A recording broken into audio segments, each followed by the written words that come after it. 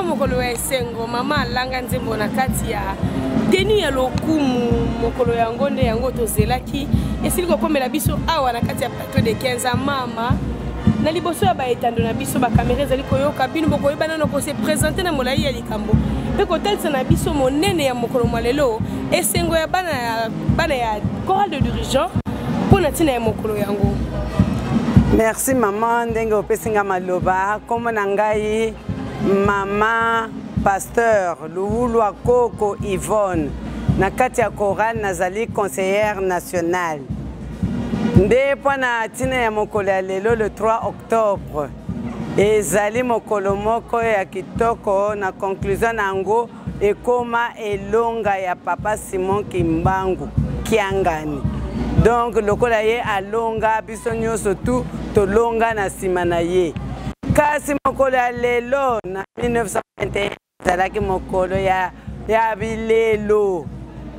na ntina ete bakondanaka tata na biso boloko liwa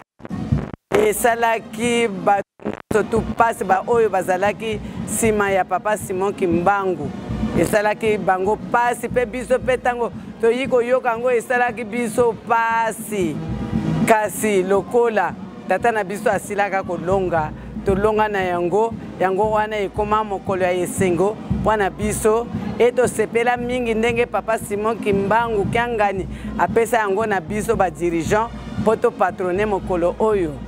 yango wana kuna na nkamba pesa imbwa kumanga donc kuna tozokombola kaka na bazunganisa nkamba nyonso ekomi propre donc totondani kuna meke mpona kofete liloba nini bokolo balanga nzembo ya mokili mobimba na bo bali na nkamba na bo bapanze na mokili momba bakoki kobuta ngomba ya bule te kasi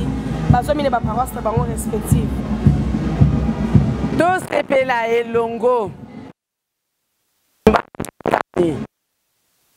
na nkamba azali kosepela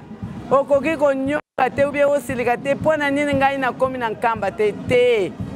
mama ya likambo mipetola zala kaka kati ya bolibeko misala wana nde okosepela elongo na papa Simon Kimbangu Kiangani biso nde bana ya nguya totonda na nguya tata molimo mosonto po ete nguya wana ezala na yo ya solo zala na mpe misala zala na botosi ya lingomba zala na botosi ya bakonzi oyo batieli biso liboso wana nde nguya wana okonyingisa yango oye oye oye oye oye oye grand pilier de l'église alanga nzembo bana batonda na nguya ya molimo santwe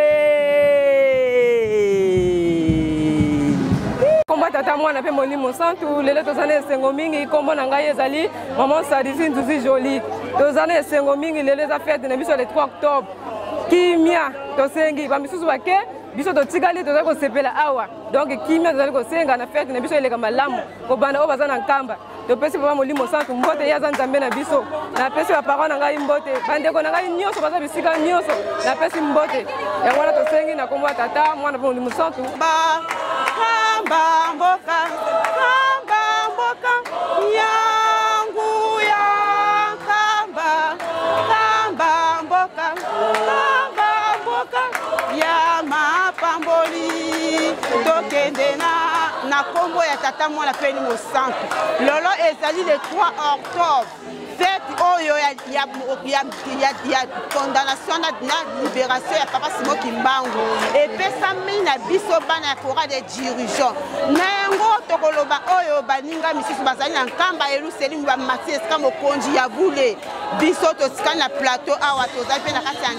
nkembo tozali kokumisa pamba te mokolo ya lelo epesami na biso bana chorale de dirigeant bana batona na nguya na yango tozali na esengo makasi ya koleka na nzambe na biso vraiment mopepe esengo kitoko oyo ezali na nkamba ya Yerusalemu ezali pe na biso awa na Brazzaville awa vraiment topesi nzambe na biso papa Simon Kimbangu Kiangani botonzi mingi nazali na esengo mingi na sisi bongo na kombo ya tata mwana pe ni mosantu amen. Merci kombo na nga mama Ani Longondo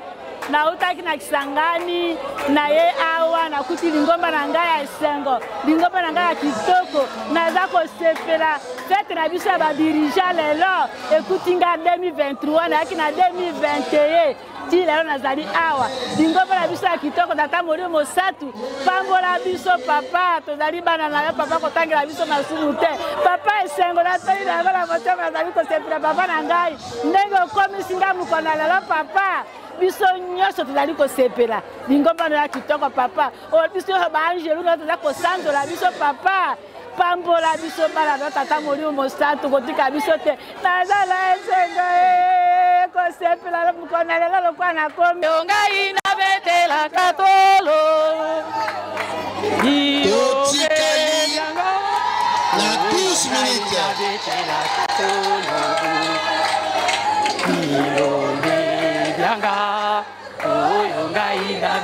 Totikali na 12 minutes.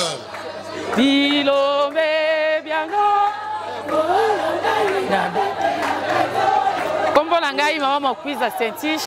naza mwana ejeteki naza pe mwana groupe mobile lelo eza mokolo monene mokolo le 3 octobre yango wana na esengo makasi na mona kuteloko olobeza te parce que malobe silingai fete eleki kitoko na pesi mbote na mbana nyonso kora de dirigeant sika bazali za bana nkamba eza ba oto zali ba bonne fête na bango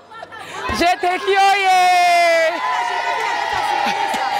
bolingo tata nzambe azosenga biso ntango nyonso yango tozolakisa yango jeteki na dirigeant tozaka bana tata mama moko do babokabwana ane eza ebana satana do bolingo nde yango wana nzambe azosenga biso dirigeant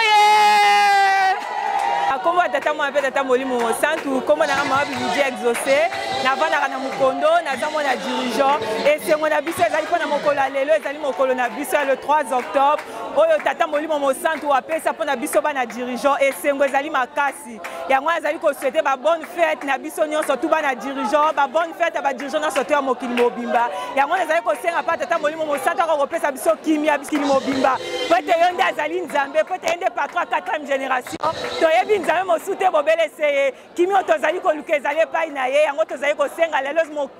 likolo ezali ya kofongama dirigeant ye ba fête na ba dirigeant nyonso to ya mokili mobimba Congo Brazza oye ngona eza na biso makasi na komba tata Molimo Mosatu amen.